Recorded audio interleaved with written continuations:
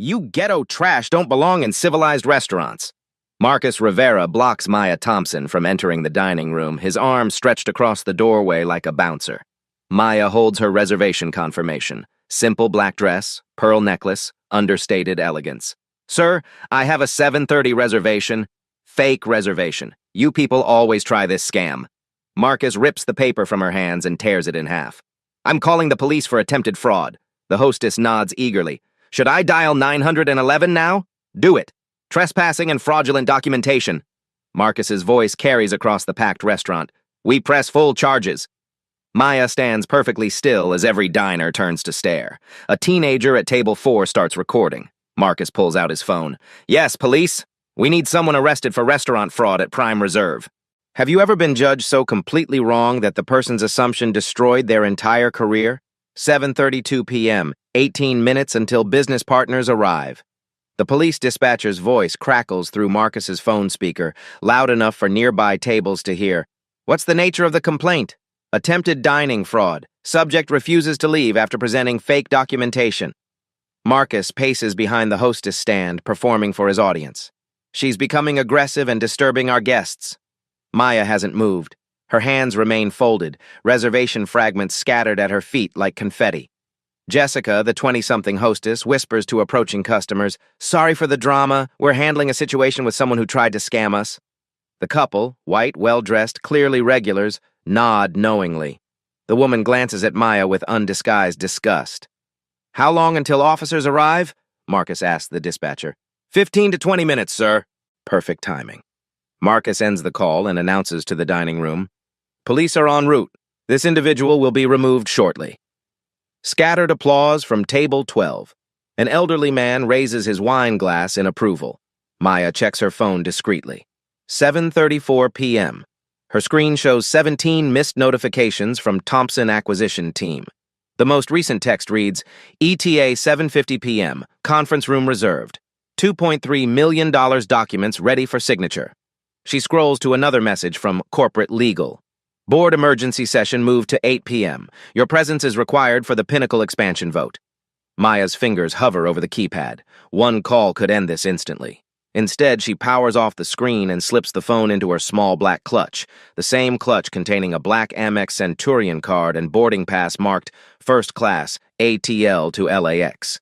Near the window, Sarah Carter discreetly starts her Facebook live stream. Her phone screen shows live. Discrimination happening right now at Prime Reserve Atlanta. Y'all, I'm literally watching this restaurant manager call the police on a black woman for existing. Sarah whispers into her phone. She's been nothing but polite, and he's treating her like a criminal. The viewer count climbs. 47, 156, 334 people watching. Comments flood in. What restaurant is this? This is disgusting. Good for the manager. Finally someone with standards. We're in Atlanta. I'm calling the news. Sarah angles her camera to capture Maya's composed demeanor versus Marcus's theatrical hostility. Marcus notices Sarah's phone pointed in his direction. He strides over to her table, all smiles and professional charm. Ma'am, I'm going to need you to stop recording. This is a private establishment and we have policies about filming other guests. I'm filming you, not her. Sarah replies steadily.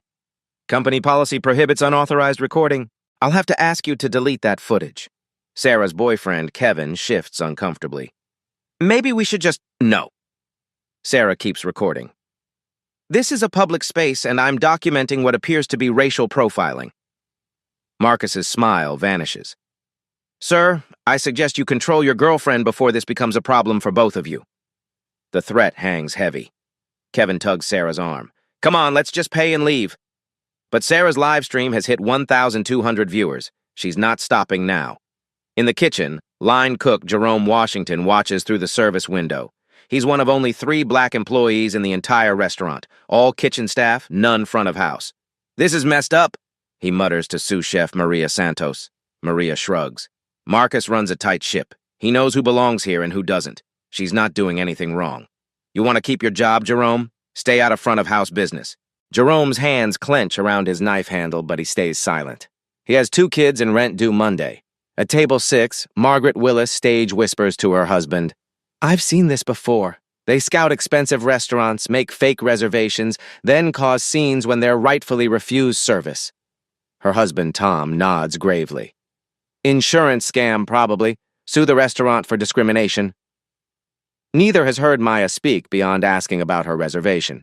Neither knows anything about her background, employment, or intentions, but they've constructed an entire narrative based solely on her appearance and Marcus's accusations. At table 15, a young black couple keeps their heads down, focusing intently on their appetizers. The woman touches her partner's hand under the table, a silent signal to stay invisible, stay safe. Maya shifts slightly, and her blazer falls open. For just a moment, a small gold pin becomes visible on her lapel, the Pinnacle Hospitality Group logo, worn only by board members and C-suite executives. No one notices except the busboy clearing table 9. He pauses, squinting. He's worked restaurants for 15 years and recognizes that pin. But Maya adjusts her jacket, and the moment passes. She opens her small leather portfolio to review documents while waiting. The papers inside are partially visible. Acquisition agreement and Pinnacle Hospitality Group letterhead, figures in the millions. A server passing with water refills catches a glimpse but assumes they're fake, props to support whatever scam Maya's running. Marcus returns to the hostess station, energized by his performance. He pulls out a laminated card and reads aloud for nearby diners to hear. Georgia state law clearly permits business owners to refuse service to individuals who present fraudulent documentation or engage in suspicious behavior threatening the safety and comfort of legitimate patrons. He's practiced this speech. I used it before. Jessica nods eagerly. Should I start a written incident report? Absolutely. Document everything. Her appearance, demeanor, and fake reservation. When this goes to court, we'll have bulletproof documentation of attempted fraud. Maya's phone buzzes again. Text from board member Harrison. Maya, where are you? We need your vote on the Morrison chain acquisition. The shareholder meeting starts in 30 minutes. She glances at the message, then at Marcus, who's now explaining to curious diners how restaurant fraud has become an epidemic in upscale establishments. 7:41 p.m. 9 minutes until her business partners arrive. 19 minutes until the board meeting that will determine whether Pinnacle Hospitality Group acquires 3 new restaurant chains. Maya closes her portfolio and stands, smoothing her simple black dress. Every eye in the restaurant tracks her movement. Marcus smirks triumphantly. Finally ready to leave before the police arrive? Maya meets his gaze directly for the first time. Her voice stays level, almost gentle. I'd like to use your restroom while I wait. Absolutely not. Restrooms are for paying customers only. The humiliation lands like a physical blow. Sarah's live stream viewer count hits 2,847. Comments explode across the screen. Maya nods once and remains standing, perfectly still, in the center of the restaurant's main dining room. Waiting. 7:43 p.m. Maya stands motionless in the restaurant's center, creating an unwitting stage. Conversations resume in hushed tones, but every glance drifts back to her. Marcus circles her like a predator, energized by the audience. Ma'am, I've asked you politely to wait outside for the police. Your continued presence is disrupting our establishment. I'm not disrupting anyone. Maya's voice carries clearly across the dining room. I'm simply standing here. Loitering is illegal. Trespassing is illegal. Marcus pulls out his phone again. I'm calling back to upgrade this to a priority response. He dials, speaking loudly enough for everyone to hear. Yes, this is Marcus Rivera at Prime Reserve again. The subject is now refusing direct orders to leave. She's becoming increasingly hostile, and I'm concerned for our staff's safety. Maya hasn't moved a muscle. Her hands remain clasped, her posture relaxed. The dispatcher's voice crackles through. Has she made any threats or aggressive movements? Marcus doesn't hesitate. She's using intimidation tactics, standing in our main walkway, glaring at customers, creating a hostile environment. We need units here immediately. Sarah's live stream explodes with comments. The viewer count hits 4,200 and climbing. OMG, he's lying. She's literally just standing there. This manager is insane. Someone get this viral. Assistant manager Kelly Davidson emerges from the back office, drawn by the commotion. She's young, ambitious, and completely loyal to Marcus. What's the situation? Kelly asks, though she's clearly been briefed. Attempted fraud, now escalated to trespassing and intimidation. Marcus hands her a clipboard. Start documenting everything for the police report. Kelly begins writing, narrating loudly. 7:44 p.m. Subject continues aggressive posturing in the main dining area despite multiple requests to leave. Customers expressing concern for their safety. No customer has expressed any such concern, but several nod agreement anyway. The security guard, Tom Phillips, arrives from his rounds in the parking garage. He's a 50-something former cop with tired eyes and a slight limp. Marcus waves him over urgently. Tom, we need this individual removed immediately. She's trespassing and intimidating our guests. Tom looks at Maya, then at Marcus, clearly uncomfortable. Has she done anything actually threatening? She's refusing to leave private property after being asked repeatedly. That's textbook trespassing. Tom approaches Maya cautiously. Ma'am, I'm going to have to ask you to step outside while we sort this out. Maya turns to face him directly. I have a reservation for 7:30. I arrived on time. I've committed no crime. Ma'am, the manager has the right to refuse service. If you don't leave voluntarily, the police will arrest you for trespassing. Then I'll wait for the police to explain the law to me. Tom's radio crackles. He steps away to answer, speaking quietly. When he returns, his expression has changed. Units are about 8 minutes out, he announces. Marcus claps his hands together. Excellent. Ma'am, you have 8 minutes to reconsider your decision before this becomes a criminal matter. Maya checks her phone. 7:46 p.m. Her business partners arrive in 4 minutes. At table 12, the elderly gentleman who'd applauded earlier stands up. Young lady, you're embarrassing yourself. Accept reality and leave with dignity. His wife nods vigorously. There are plenty of other restaurants that would welcome you. Maya turns toward them. Which restaurants would those be, sir? The directness of her question catches him off guard. Well, there are many fine establishments. Please be specific. Which restaurants do you believe would welcome me? The man's face reddens. That's not... You're twisting my words. I'm asking for clarification. You suggested there are restaurants that would welcome me. I'd like to know which ones you had in mind. The dining room falls silent. The elderly man sits down abruptly, unable to answer without revealing his assumptions. Margaret Willis from table 6 fills the silence. Honey, you need to understand how this looks. Walking into an upscale restaurant without proper attire, presenting questionable documentation. What about my attire is improper? Maya asks calmly. Margaret gestures vaguely.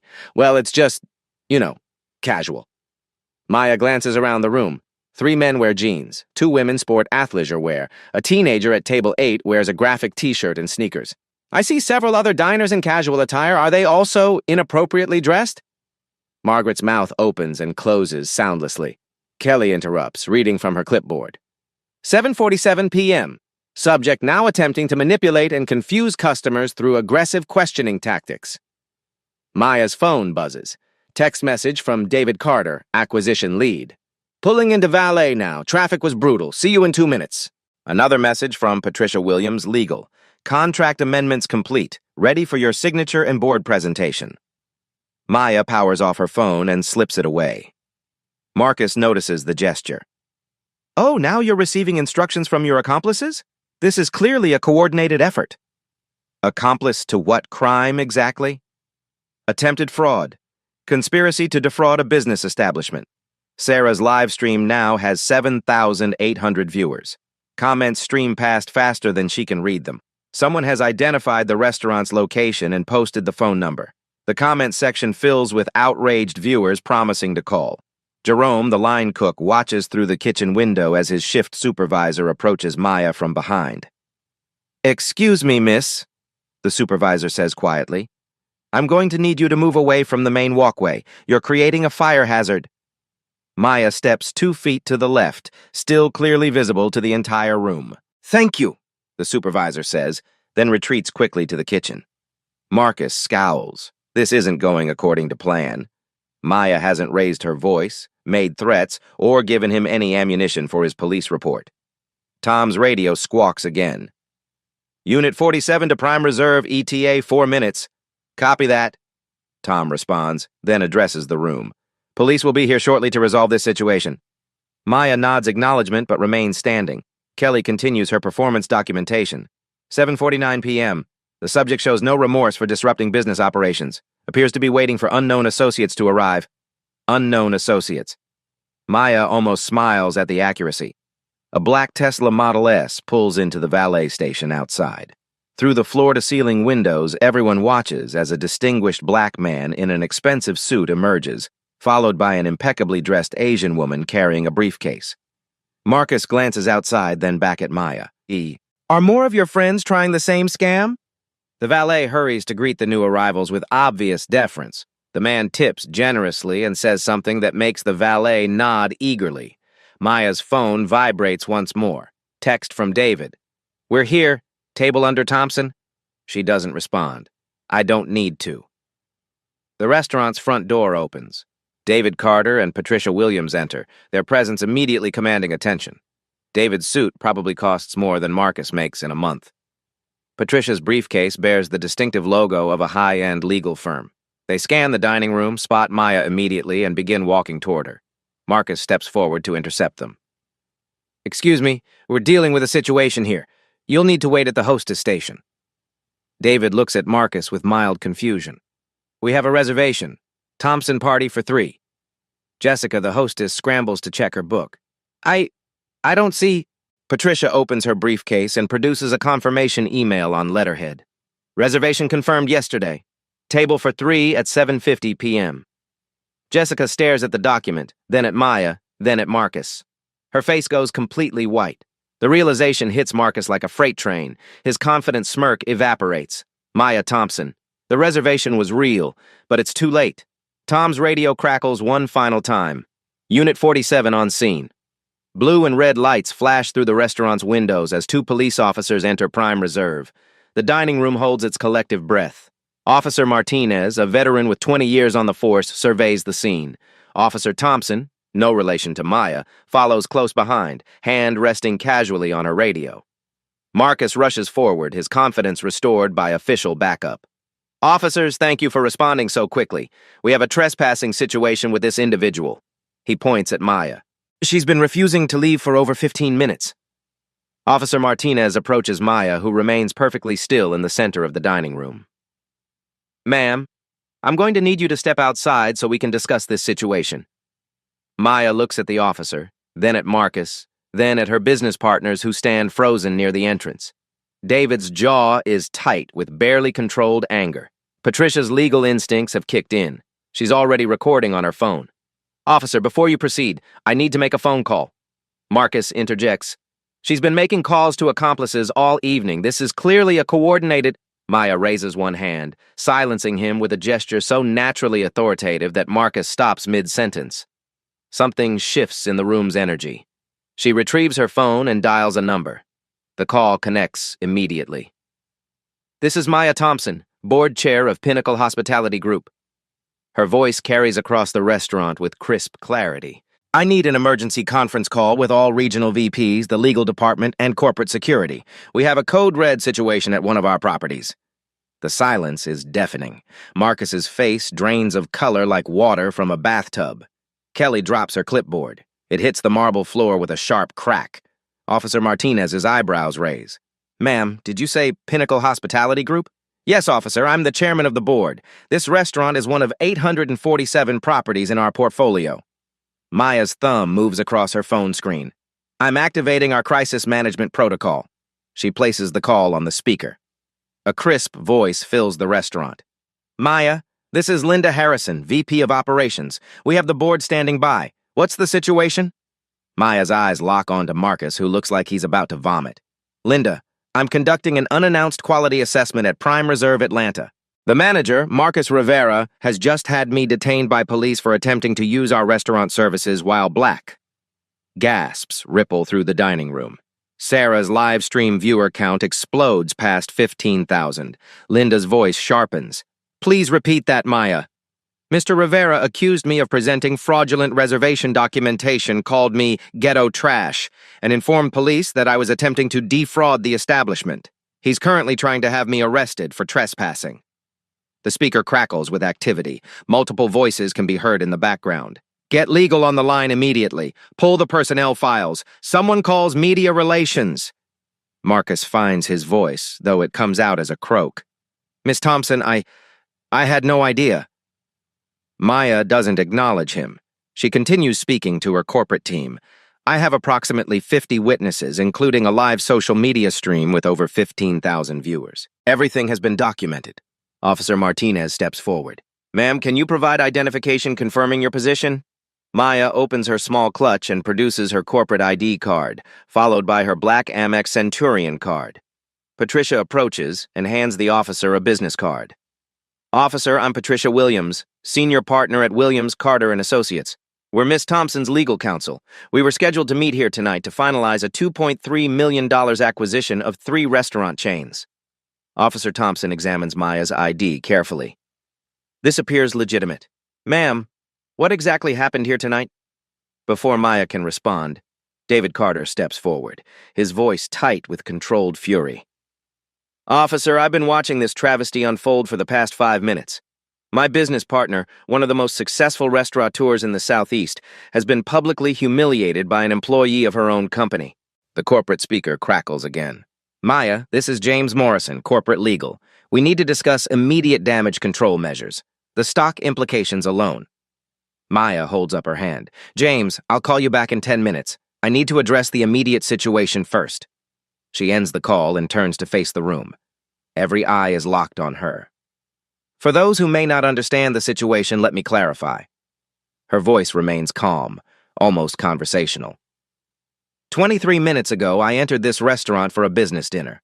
I was immediately accused of fraud, publicly humiliated, and threatened with arrest. Not for any action I took, but for assumptions made about my appearance and my right to be here. Marcus stumbles forward. Miss Thompson, please, I can explain. Maya continues as if he hasn't spoken. Mr. Rivera tore up my reservation, called me ghetto trash, accused me of welfare fraud, and suggested I belonged at Walmart instead of here.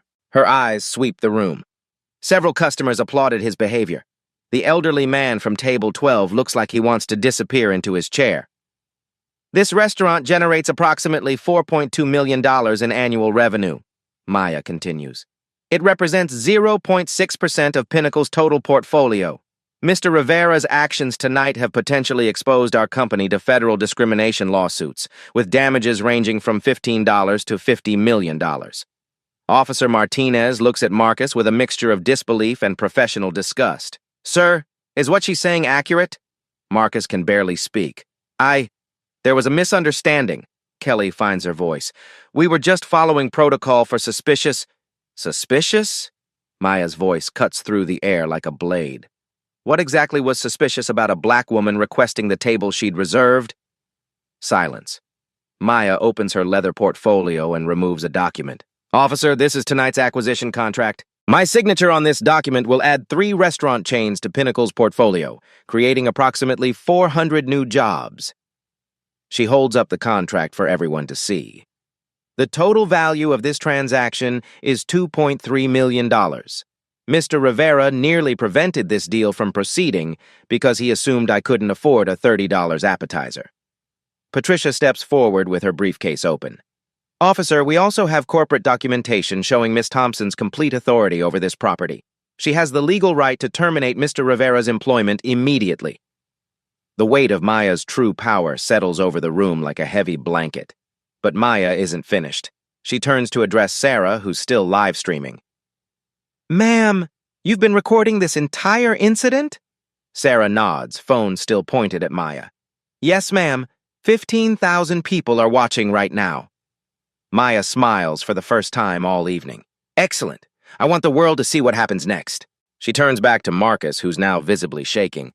Mr. Rivera, you have 2 choices. Maya Thompson stands in the center of her own restaurant, surrounded by police officers, corporate lawyers, and a dining room full of witnesses. Her voice carries the weight of absolute authority. Mr. Rivera, you have 2 choices. Resign immediately with a standard reference letter or be terminated for cause with a federal discrimination complaint filed within 48 hours. Marcus's hands tremble as he grips the hostess station for support.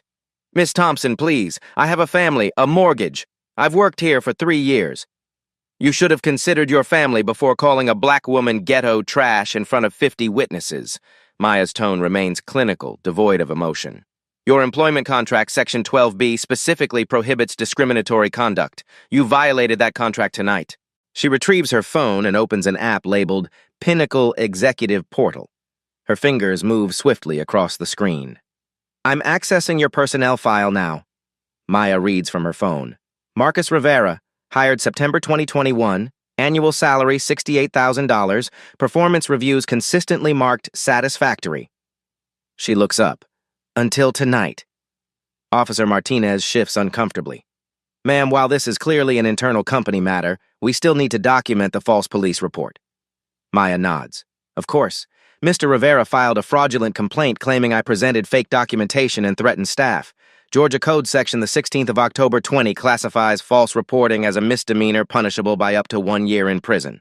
Marcus's face goes white. I thought the reservation looks suspicious. The reservation looks suspicious? Maya's voice sharpens. Officer, I'd like you to examine the evidence Mr. Rivera claimed was fraudulent. Patricia Williams approaches with her briefcase. She produces a printout and hands it to Officer Martinez. This is the original reservation confirmation sent from our corporate booking system yesterday at 3:47 p.m. Officer Martinez examines the document. This appears completely legitimate. Company letterhead, confirmation number, official email address. It is legitimate, Maya confirms. Mr. Rivera destroyed valid documentation and filed a false police report based solely on his assumption that a black woman couldn't afford to dine here. She turns to address the room. Ladies and gentlemen, you've witnessed a textbook case of racial profiling. The legal ramifications extend far beyond Mr. Rivera's employment. Maya dials another number on her phone. This is Maya Thompson. Connect me to James Morrison in legal. The call connects within seconds. James, I need immediate filing of a Section 1983 civil rights violation report with the Atlanta Police Department. Yes, tonight. We have multiple witnesses and video documentation. James Morrison's voice carries through the speaker. Maya, the board is recommending immediate termination for Mr. Rivera and a company-wide discrimination review. Stock price protection protocol is already active. Agreed. Also initiate our crisis communications plan. This incident is being live-streamed to over 16,000 viewers. Sarah waves her phone. 17,000 now, and someone shared it to Twitter. It's going viral. Maya acknowledges Sarah with a nod, then continues her call. James, I want new corporate policies implemented within 30 days. Every property gets mandatory bias training, anonymous reporting systems, and quarterly discrimination audits. Kelly Davidson, who's been standing frozen with her clipboard, finally speaks. Miss Thompson, I was just following Mr. Rivera's lead. I didn't know. Maya turns her attention to Kelly. Miss Davidson, you actively participated in filing false documentation. You wrote that I was using intimidation tactics and creating a hostile environment. Those statements were fabricated. Kelly's voice cracks. I thought, Marcus said you thought what Marcus told you to think. You never observed my behavior independently. Maya's tone softens slightly. Miss Davidson, you're young and inexperienced. You'll receive a written reprimand and mandatory bias training. Consider this a learning opportunity. Relief floods Kelly's face. Thank you, Miss Thompson. I'll do better, I promise. Maya turns to Tom Phillips, the security guard. Mr. Phillips, you showed appropriate restraint throughout this incident. Your conduct was professional and measured. Tom nods gratefully. Thank you, ma'am. I knew something felt off about the whole situation. The restaurant's phone begins ringing constantly. Jessica, the hostess, looks around helplessly before Maya gestures for her to ignore it. That's likely media outlets and angry customers, Maya explains to Officer Martinez. This incident will require significant reputation management. She opens her phone's calculator app and begins entering figures. Let me quantify the potential damage, officer. Prime Reserve's annual revenue, $4.2 million. Pinnacle's total portfolio value, $2.8 billion. Federal discrimination lawsuit settlements typically range from $15 to $50 million for publicly documented cases. Officer Thompson looks up from taking notes. Ma'am, those are significant numbers. They are. But the real cost isn't financial, it's human. How many other customers has Mr. Rivera treated this way? How many potential employees were never hired due to his biases? How many people avoided our restaurants because they didn't feel welcome? Maya turns to address the dining room directly. I want everyone here to understand something. What happened tonight wasn't just wrong. It was stupid. Mr. Rivera cost this company millions of dollars because he couldn't see past his own prejudices. Margaret Willis from Table 6 raises her hand tentatively. Miss Thompson, I apologize for my earlier comments. I made assumptions I shouldn't have made. Mrs. Willis, your assumptions were based on the same biases that informed Mr. Rivera's actions. The difference is, you have the opportunity to learn from this experience. Maya opens her phone again and places another call. This is Maya Thompson calling the Atlanta Journal-Constitution newsroom. I need to speak with your business editor regarding a major discrimination incident at a Pinnacle hospitality property. The call connects immediately. This is Michael Torres, business editor. Mr. Torres, I'm the board chair of Pinnacle Hospitality Group. One of my managers just attempted to have me arrested for dining while black at my own restaurant. The incident has been live-streamed to over 18,000 viewers. Michael's voice sharpens with interest. Miss Thompson, can you hold for 30 seconds? I'm putting you on speaker with our legal correspondent. Maya covers her phone and addresses the room. Local media is now aware. This story will be front-page news tomorrow. Marcus Rivera's face turns ashen. The full scope of his catastrophic mistake is becoming clear. Maya returns to her call. Mr. Torres, I'm sending you documentation of tonight's events, including video evidence and witness statements. This represents a significant case study in corporate discrimination response. She ends the call and immediately dials another number. Linda Harrison, VP Operations. Linda, I need you to coordinate with our PR firm immediately. Full disclosure strategy, proactive media engagement, and complete transparency about our corrective measures. Linda's voice comes through clearly. Maya, I'm already on it. Barbara Carter from Morrison Strategic Communications is standing by. We're preparing a comprehensive statement for release within 2 hours. Maya's phone buzzes with a text from David Carter. Board meeting starts in 15 minutes. Morrison acquisition still on track? Maya shows the message to Patricia, who nods. Officer, how much longer will this take? We have a time-sensitive business matter to conclude. Officer Martinez closes his notepad. I think we have everything we need. Mr. Rivera, you'll need to come to the station to sign an amended statement. Ma'am, he addresses Maya, we apologize for any inconvenience. Maya shakes both officers' hands. Thank you for your professionalism. This incident reflects on Mr. Rivera's judgment, not yours. As the officers prepare to leave, Marcus makes one final plea. Miss Thompson, please. I have 2 children. My wife is pregnant. I can't lose this job. Maya studies him for a long moment. The restaurant holds its breath. Mr. Rivera, your children will grow up in a world where their worth isn't determined by their appearance. Tonight, you taught them and everyone here that actions have consequences. Her voice remains steady. You may collect your personal belongings from the office. Security will escort you from the premises. Tom Phillips steps forward. Ma'am, I'll handle that. Maya opens her calculator app again. Let me share some additional figures with everyone present. Mr. Rivera's actions tonight potentially cost Pinnacle Hospitality Group $3.2 million in immediate PR crisis management, $8.7 million in potential lawsuit settlements, and approximately $15 million in projected revenue loss from reputation damage. She looks directly at Marcus. Your annual salary was $68,000. Your discrimination just cost my company 338 times your yearly earnings. The mathematical precision of the devastation silences the room. Maya turns to the dining room one final time. Ladies and gentlemen, Prime Reserve will remain open for business. Your meals tonight are complimentary, courtesy of Pinnacle Hospitality Group. We apologize for the disruption. Scattered applause breaks out, led by Sarah, who's still live streaming. The comments on her stream pour in. Justice! Get it, girl! This is how you handle discrimination. Maya opens her portfolio and reviews the acquisition documents. Patricia, David, shall we finish our business? We have a $2.3 million deal to close and a board meeting to attend. David Carter approaches with a slight smile. Maya, I've never seen anyone handle a crisis with such grace under pressure. The Morrison chains are lucky to be joining the Pinnacle family. Patricia opens her briefcase. All amendments are complete. We just need your signature and we can proceed to the board presentation. Maya accepts the pen and signs the documents with steady strokes. Another successful acquisition for Pinnacle. 3 new restaurant chains, 400 new jobs, expanded market presence. She hands the signed contracts to Patricia, then addresses the room once more. Discrimination isn't just morally wrong, it's bad business. Tonight proved that. Marcus Rivera walks toward the back office, his career in ruins, escorted by Tom Phillips. His discrimination cost him everything. Maya Thompson straightens her simple black dress and prepares for her board meeting, 8:15 p.m. Marcus Rivera clears out his office under Tom Phillips's watchful supervision. His hands shake as he packs 3 years of personal items into a cardboard box. Family photos, a coffee mug reading "World's Best Dad," a small plant his daughter gave him for Father's Day. Each item represents the life he's just destroyed with 20 minutes of prejudice. "Take your time," Tom says quietly, "but keep it moving."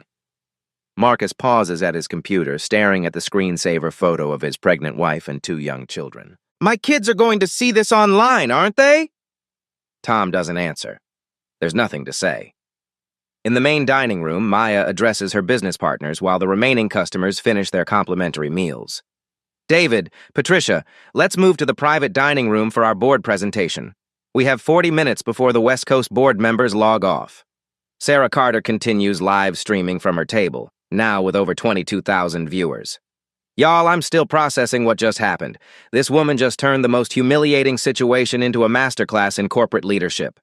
Comments flood her stream. "She handled that like a boss.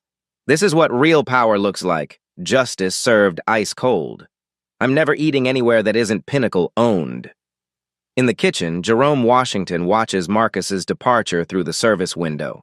He turns to sous chef Maria Santos, who's been unusually quiet since the revelation. "Man, I can't believe the owner was standing right there the whole time," Jerome says. Maria wipes down her station obsessively. "I feel sick about what I said earlier, about staying out of the front-of-house business." "You didn't know. That's not an excuse. I should have spoken up when I saw something wrong happening." Maria looks directly at Jerome. "From now on, we will speak up. Always." Jerome nods. "Always." Maya settles into the private dining room with David and Patricia. Her laptop displays the Pinnacle board meeting, 8 executives on video call from various time zones. "Ladies and gentlemen," Maya begins, her composure completely restored, "tonight's incident has provided us with an unexpected opportunity to strengthen our corporate culture and competitive position." Board member Harrison speaks first. "Maya, the legal team is already drafting new policies. What are your immediate recommendations?" Maya opens her portfolio. 3-tier implementation. First, immediate. All properties receive updated anti-discrimination protocols within 72 hours. Second, short-term. Mandatory bias training for all management staff within 30 days. Third, long-term, anonymous reporting app deployment and quarterly discrimination audits. "Cost projections?" asks CFO Williams. Patricia consults her tablet. Immediate implementation, $2.1 million. Training program, $4.7 million annually. Technology development, $1.3 million initial, $800,000 yearly maintenance. Total first-year investment, $8.9 million, Maya summarizes. Compare that to tonight's potential lawsuit exposure of $50 million, and we're looking at exceptional ROI. David Carter leans forward. "Maya, the Morrison acquisition gives us perfect timing. We can implement these policies across 847 existing properties plus 127 new ones simultaneously. Industry leadership and discrimination prevention." Board member Thompson nods approvingly. "A competitive advantage through ethical leadership. I like it." Maya's phone buzzes with a text from Linda Harrison, VP Operations. "Local news crews arriving. Channel 2, Fox 5, and CNN affiliate. Statement ready for your approval." Maya excuses herself briefly to review the statement on her phone. Pinnacle Hospitality Group announces immediate implementation of industry-leading anti-discrimination policies following tonight's incident at Prime Reserve Atlanta. Board Chair Maya Thompson's personal experience will drive company-wide reforms ensuring every customer receives dignified service regardless of race, gender, or appearance. Zero tolerance for discrimination is now corporate policy. She approves the statement and returns to the board meeting. Media statement approved and released within the hour, Maya reports. Our crisis communications firm projects a positive coverage ratio of 4:1 due to our proactive response. Meanwhile, Kelly Davidson sits in the break room, staring at her written reprimand. The document outlines her mandatory bias training schedule and probationary period. Her phone buzzes with text messages from friends who saw the live stream. "Kelly, OMG, was that you on the news? Girl, you almost got fired by the actual owner? You better learn from this. Kelly types back. Worst night of my life, but I deserved it. Learning time. Tom Phillips returns from escorting Marcus out. He approaches Maya in the private dining room during a brief board meeting recess. Miss Thompson, Mr. Rivera is gone. He asked me to give you this. Tom hands Maya a handwritten note on restaurant letterhead. Miss Thompson, I have no excuse for my behavior tonight. My actions were wrong, hurtful, and inexcusable. I hope the changes you're making will prevent other people from experiencing what I put you through. I'm truly sorry. Marcus Rivera. Maya reads the note silently, then folds it and places it in her portfolio. Thank you, Tom. How are you feeling about tonight? Tom considers the question carefully. Ma'am, I've been doing security for 15 years. I've seen a lot of ugly situations, but I've never seen anyone handle ugly with such class. The real test isn't how we handle success, Tom. It's how we respond to adversity. Yes, ma'am. If it's okay to ask, will there be changes for security protocols too? Maya nods. You'll receive training on recognizing and interrupting discriminatory situations. Your job isn't just to protect property, it's to protect people's dignity. Tom straightens. I can handle that responsibility. Back in the main dining room, the evening crowd has largely dispersed, but several customers linger, unwilling to leave this historic moment. The elderly couple from table 12 approaches the hostess station where Jessica is fielding phone calls. Excuse me, the elderly gentleman says to Jessica. Could you please give Miss Thompson our apologies? We were wrong tonight. His wife nods earnestly. We made assumptions we shouldn't have made. We'd like to come back when we can meet her properly. Jessica, who's been answering calls from reporters all evening, manages a small smile. I'll make sure she gets the message. Maya returns to the board meeting for final votes. The Morrison acquisition is complete, she announces. Total portfolio now stands at 974 properties across 23 states. Annual revenue projection, $3.1 billion. Board member Harrison raises his hand. Maya, I move to make you permanent chairman and CEO. Tonight proved we have exceptional leadership. Seconded, calls out 3 board members simultaneously. The vote is unanimous. Maya's phone rings. The local news stations want live interviews. CNN is sending a crew from their Atlanta bureau. The story is going national. Patricia, can you handle media requests? I want to focus on policy implementation. Patricia opens her calendar. We can schedule interviews for tomorrow morning. Tonight should be about internal communications. David Carter closes his laptop. Maya, in 20 years of business partnerships, I've never seen anyone turn crisis into opportunity like you did tonight. Maya stands and smooths her simple black dress, the same outfit that Marcus Rivera deemed inappropriate for his restaurant. David, tonight wasn't about turning a crisis into an opportunity. It was about revealing what was always true. Discrimination is bad business, and dignity is good policy. She gathers her papers and prepares to leave her own restaurant, the restaurant where she was nearly arrested 2 hours ago. Outside, news vans line the street. Camera crews position themselves near the entrance. Tomorrow, this story will lead every local newscast and trend on social media platforms nationwide. Marcus Rivera drives home to face his pregnant wife and explain why he lost his job. Kelly Davidson begins researching bias training programs. Tom Phillips updates his security protocols, and Maya Thompson heads to her car, carrying signed contracts worth $2.3 million and a mandate to transform an entire industry. The quiet power of systemic change. 3 months later, Maya Thompson stands before the National Restaurant Association Conference in Chicago, addressing 2,400 industry leaders. Her keynote speech, Dignity as Strategy, How Anti-Discrimination Policies Drive Profit, has drawn the largest conference attendance in 5 years.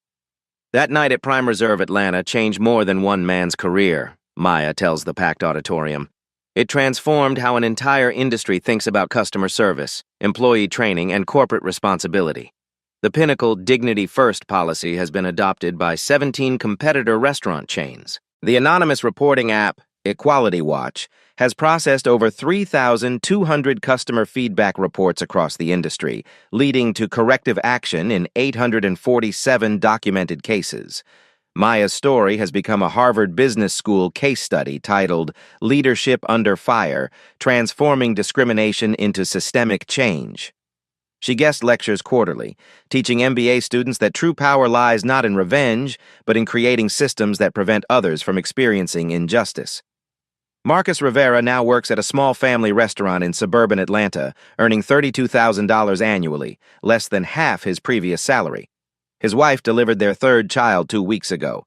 He completes court-mandated bias training every Saturday morning, a condition of his plea agreement for filing a false police report. He's learned to check his assumptions, to see customers as individuals rather than stereotypes. The hard way. Hard. Kelly Davidson completed her bias training with distinction and was promoted to assistant manager at Prime Reserve's Sandy Springs location. She's enrolled in Georgia State University's Hospitality Management program, determined to become the kind of leader Maya Thompson exemplified that night. Tom Phillips was promoted to head of security for all Pinnacle properties in the Southeast region. He now trains security personnel on recognizing and interrupting discriminatory behavior. His catchphrase? Protect people's dignity first, property second. Jerome Washington left the kitchen and enrolled in culinary school. Pinnacle's new employee advancement program, launched in Maya's name, covers his full tuition. He'll graduate next spring and plans to open his own restaurant, one where everyone feels welcome. Sarah Carter's live stream from that evening has been viewed 2.8 million times across platforms. She's parlayed her citizen journalism into a full-time career covering social justice issues for a major news outlet. She still keeps Maya's business card in her wallet. Prime Reserve Atlanta has become a pilgrimage site of sorts. Customers request Maya Thompson's table, though she never actually sat down that night. Revenue has increased 34% since the incident, driven partly by curiosity and partly by Pinnacle's reputation for inclusive excellence. The restaurant industry has adopted new terminology. The Thompson Standard refers to anti-discrimination policies that prioritize human dignity over profit margins. It's become a competitive advantage. Restaurants advertise their Thompson Standard certification to attract diverse customers. Maya's personal wealth has grown to $847 million, but her greatest achievement isn't financial. It's the 23,000 restaurant employees who've received bias training, the 156 discrimination complaints that were resolved through Equality Watch, and the countless customers who now dine without fear of judgment. She mentors young entrepreneurs through the Thompson Foundation, focusing on women and minorities in the hospitality industry. Her first protege, a 24-year-old black woman from Birmingham, just opened her second restaurant location. Maya still conducts surprise quality assessments at Pinnacle properties, though now she's recognized instantly. Managers compete to exceed Thompson Standard protocols, knowing their board chair might walk through the door at any moment. The next time you witness discrimination, in a restaurant, store, or workplace, remember Maya's story. Real change doesn't happen when we stay silent. It happens when we document, report, and demand better. If you've experienced discrimination, share your story in the comments below. Your voice matters. Your experience can teach others and prevent future incidents. Share this video if you believe every person deserves to be treated with dignity regardless of race, appearance, or perceived social status. Together, we can make the Thompson Standard universal. Subscribe to Black Voices Uncut for more stories of quiet strength overcoming systemic barriers. Hit the bell icon for notifications when we expose injustice and celebrate triumph. Join our community discussion about workplace discrimination and systemic change. Your engagement helps these stories reach people who need to hear them. Remember, the most powerful response to discrimination isn't anger, it's action that creates lasting change. Like this video if Maya's calm leadership inspired you. Comment with your own experiences of bias or moments when someone stood up for justice, because every voice matters in the fight for dignity. The story you heard today wasn't cleaned up. It was told exactly as it happened. At Black Voices Uncut, we believe that's the only way truth can live. If you felt something, hit like, comment, and your reaction, and subscribe. Every week, we bring you voices that refuse to be silenced.